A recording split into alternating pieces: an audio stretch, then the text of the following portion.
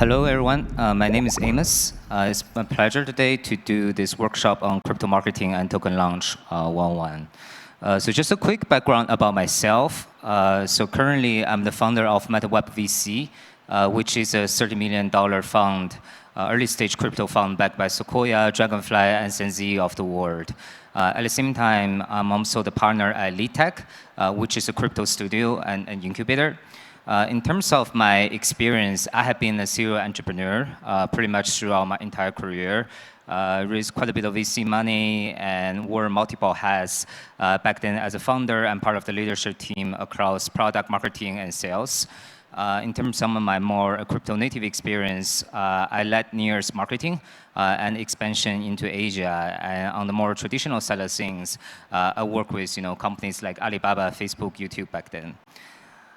So let's actually get right into the actual topic today, which is crypto marketing and token. So let me start with a quote from Peter Thiel, which is a product never sells itself, which might be contradictory to a lot of folks here, because sometimes you hear saying this product is so good that it actually just sells itself, right? But that's actually almost never true. And in the context of crypto, this principle holds true as well. So token is your most powerful marketing tool. Just a couple examples, like obviously Ethereum back then and the 2017 ICO all started with a bunch of speculation and the money flowing into buying all the tokens and create many wealth story back then. The same applied to DeFi Summer, which was kind of like the start of the last bull run, and obviously immediately afterwards Solana and all the other layer ones, and kind of in the current stage, which is all the L2s and the modularity blockchains. And there are also some additional benefits of launching a token. Because once again, like I'm doing this talk of all the builders out here, right? So besides just the marketing benefits, sometimes it's actually essential for you to launch a token because you actually do want to decentralize the project. At the same time, it also provides you with funding opportunities, both before you actually launch a token and also after you launch a token, which I'm going to explain a little bit later on. At the same time, by having like a successful token, especially achieve like higher ranking on CoinMarketCap and CoinGecko, it also help you with partnership and business development. So here, just a quick checklist for launching a token, and I'm gonna go through each one of them. So first, let's start with the legal setup. For the context of the day, I'm pretty much ignoring some like super degen and meme stuff, which means that you probably don't need a legal setup. But I would say for most other cases, when you do plan to launch a token properly, you do need like a proper legal setup. It could cost anywhere between 20K to 200K. Depends like what you are trying to optimize for and your risk tolerance. You first need to consider jurisdiction, and sometimes like once again depends like how secure and how comprehensive your setup want to be, and obviously tailored to your specific like product offering.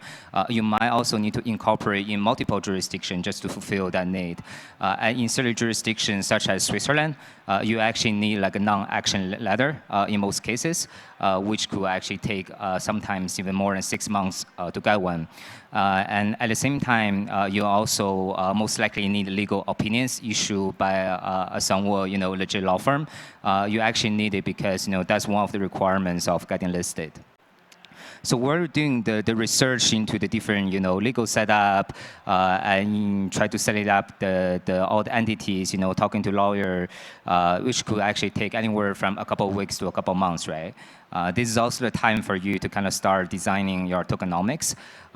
In my opinion, this could actually be one of the most important elements here because it will significantly affect both the short-term trading dynamics and the longer-term performance of the token. So first and foremost, you actually do need to, focus on the token utility and value capture. I know, especially like today, Bitcoin went all the way up to 64K and then drop, and all the altcoins kind of, follow in a much more similar pattern, but just in a more volatile manner. Sometimes people kind of ignore the token utility and value capture part of things, right? But at the end of the day, in the longer term, if you try to move through across different cycles, this is very important. You do want to make sure your token can actually capture value from what you're offering from your product. The other very important element is the token distribution. Which means, for example, what's the percentage of the team, what's the percentage of the treasury, how much are you allocating for ecosystem incentive, what's kind of like the marketing budget that you plan to do, whether that's, going to contribute to the airdrop or some other sort of like, programs. And a very related to topic about this is obviously the lockup schedule. Do you plan to do like immediate lockup for all like investors and team, or you kind of want to wait a little bit? Like, do you plan to do like vesting? How long is it going to be? So all of this will actually change the dynamics of your token in the actual trading environment. So once you have both of those set, you need to start consider listing. And this might be like a very controversial topic because the cost could be ranging from anywhere between 0 to millions of dollars in terms of spending. And in my experience, especially with the project that we advise or I participate in the past, we tend to be on the lower end of the threshold. But then again, they are projects they end up spending like quite a bit of money. And currently actually performing really, really well, like top 30, top 50 in the coin market cap ranking. So it really depends, right? But first and foremost, you kind of need to consider what's your like listing strategy. For example, in the beginning, do you want to prioritize more on DEX listing or SEX listing? And there's no right answer here, right? It really depends on like your product roadmap, like what's your investor unlock, and even in terms of DEX, because there have been so much innovation in DeFi these days. It's not just AMM right now, right? There are also various order book DEX that you can consider getting listed. There are also a bunch of other creative mechanisms, such as BNB launch pool, launch pack, etc. So at the end of the day, the way I look at listing is a way for you to distribute a bunch of tokens and then try to get lots of users. And it's always, trading is always an equation between supply and demand. A very related topic immediately afterwards is market making and treasury management. Because if you are trying to get listed, whether on a centralized exchange or like decentralized order book exchange, you do need a market maker. And this is one of the area that the cost could actually have quite like a large range. And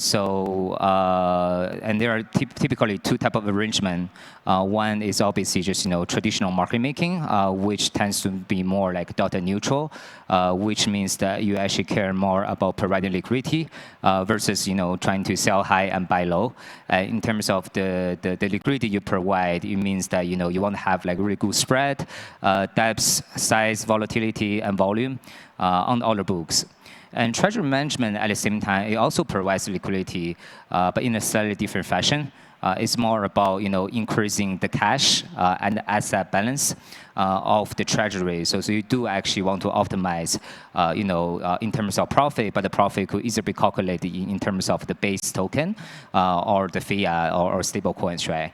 And just circling back in terms of the cost, one good news about the cost here is that the cost in most cases is not like a direct cost. It's more like the implied cost or opportunity costs that you might have lost here through like a market making or treasury management arrangement.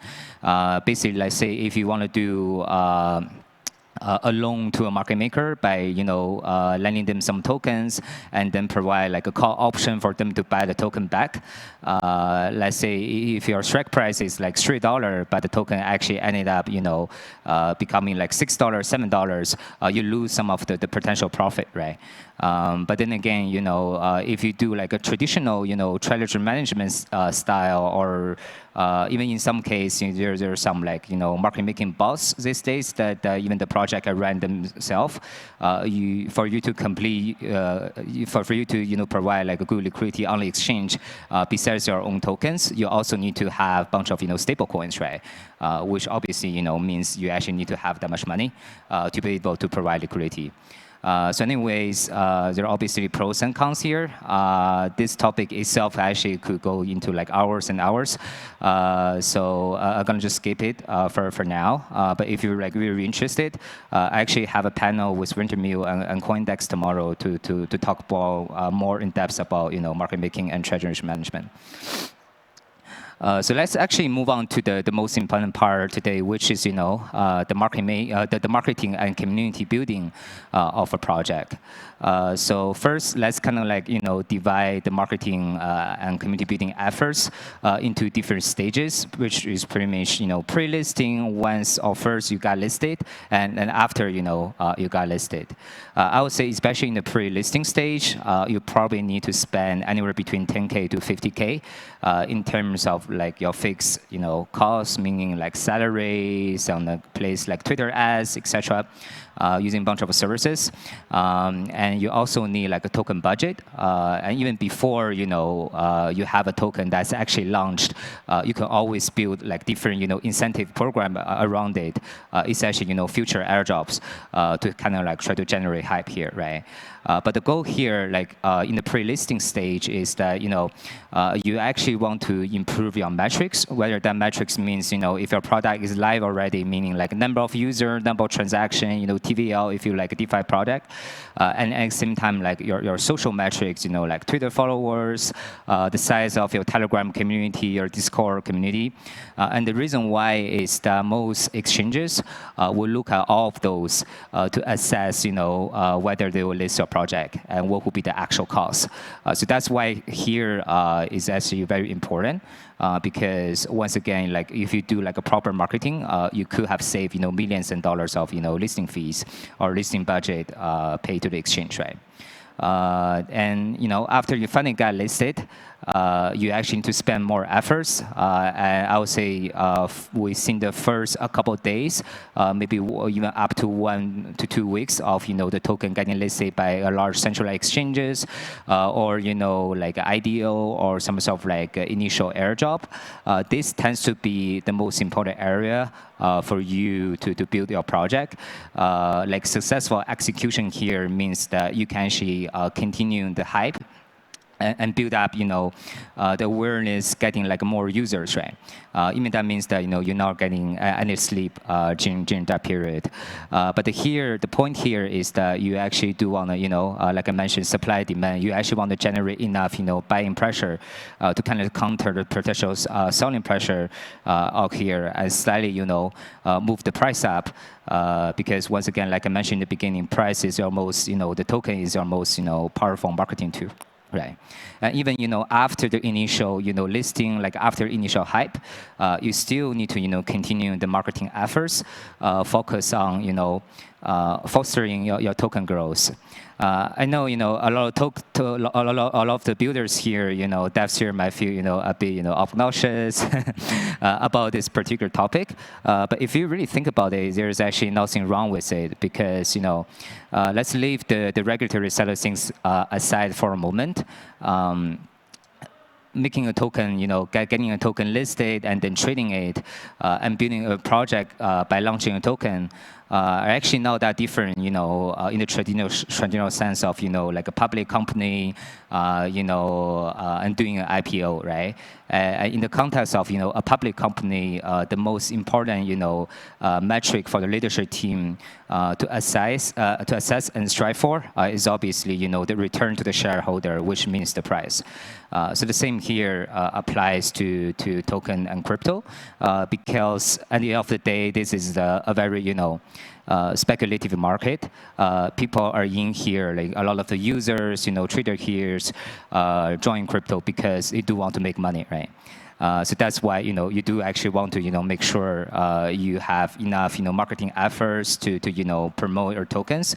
But I'm also not talking about market manipulation here or pump and dump. Simply more about educating your user and make sure they understand what they are getting into. And more specifically, in terms of some of the more like tactical side of things, the execution part of the marketing strategy, I kind of divide them into like 4 different buckets. On one hand, is the product marketing, because once again, everything starts with product, right? Especially for projects who have their product live first and then launch a token. It is important for you to do proper marketing to attract lots of users, and maybe in some case, developers here to kind of improve your metrics because it will help with the listing of it. At the same time, BD and partnership, even though it's not directly falling under into marketing, is also pretty important because in the context of crypto, people saw all the the partnership announcement, different protocol using your product, or you guys co-market something together.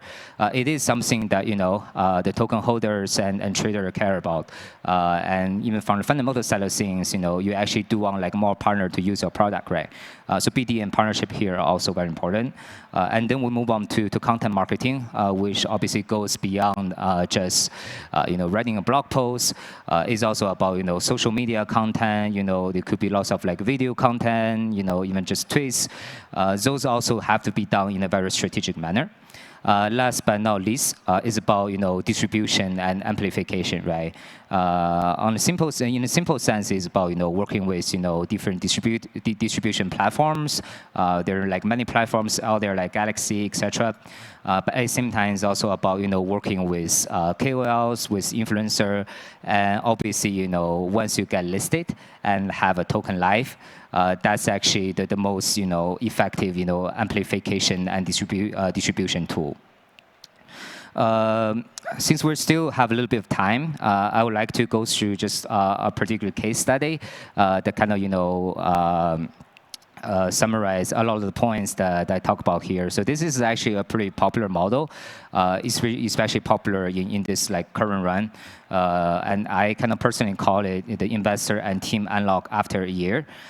This is extremely, especially applicable to like an infra project, especially those with stronger like investor lineup. There are lots of upside in terms of doing this because, like I said in the beginning, it's always about supply and demand, right? So if you actually limit the initial liquidity for the first 6 months to a year, because at the time there's no investor or team unlock, there's actually relatively small liquidity at the time. And because it's about supply and demand, and if you do like a proper good marketing, if you have like strong product, that means that you probably will have like really strong price performance, right? And that also means that you will have like a really high market cap and FDV, and because also the low liquidity and the really high prices, it will also contribute to like a very active markets for future, which means like more volume, more user, and more attention awareness. So this actually has really good and strong marketing effect. Obviously, there are a couple potential downside of doing this. On one hand, obviously it is somewhat challenging to counter the selling pressure after the unlocks.